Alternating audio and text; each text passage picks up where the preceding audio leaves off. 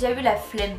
Ouais, la flemme, tu sais quand tu dis fou j'ai la flemme, fou non non la flemme, non la flemme, la flemme. Tu sais ce que c'est en vrai la flemme?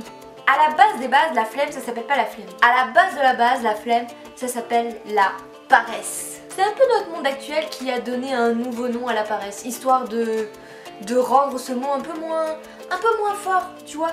Tu vois quand on dit la paresse, quand on traite quelqu'un de paresseux, c'est lourd quand même. Mais à l'inverse, quand tu traites quelqu'un de flemmard, ça a l'air un peu moins grave. Du moins ça ne sonne pas aussi fort que le mot paresseux ou paresse. Pourtant c'est un peu la même définition. La flemme ou la paresse s'exprime à travers le comportement d'une personne qui évite tout effort. Mais si, je suis sûre que tu as déjà vu ça. Allez, quelques exemples.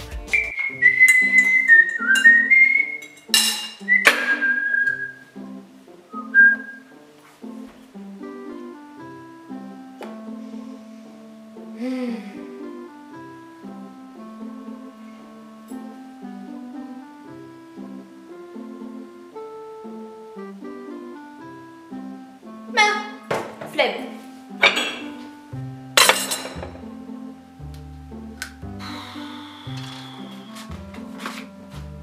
Oh,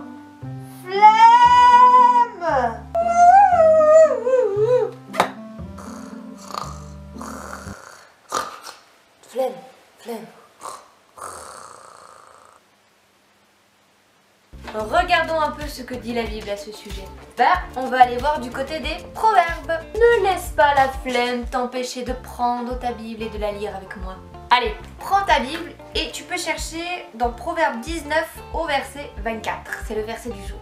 Le paresseux plonge sa main dans le plat, mais il hésite à l'amener jusqu'à sa bouche. Il est marrant ce proverbe, hein? Imagine, la Bible compare à quelqu'un qui plongerait, alors là c'est dans un plat, mais imagine quelqu'un qui plonge sa main dans un paquet de chips, elle attrape une chips, mais elle a tellement la flemme de le ramener à sa bouche qu'elle reste la main comme ça dans le paquet. C'est dingue! Et si ça changeait aujourd'hui? Et si tu ne laissais plus la flemme diriger ta vie? Parce que dans un sens, quand on est flemmard, quand on dit toujours j'ai la flemme, et qu'on n'essaye jamais de faire des efforts, qu'on n'en fait jamais, c'est qu'on laisse la flemme diriger notre vie finalement. Et quand la flemme dirige ta vie, c'est rarement bon.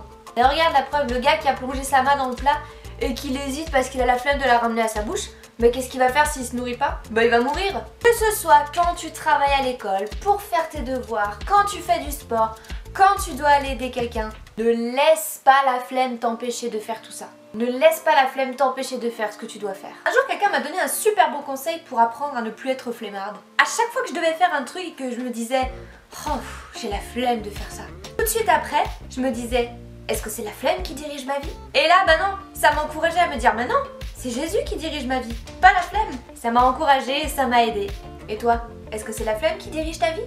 Alors ne sois pas flemmard de relire Proverbe 19 au verset 24. Parce que c'est facile et que ça tient sur un post-it.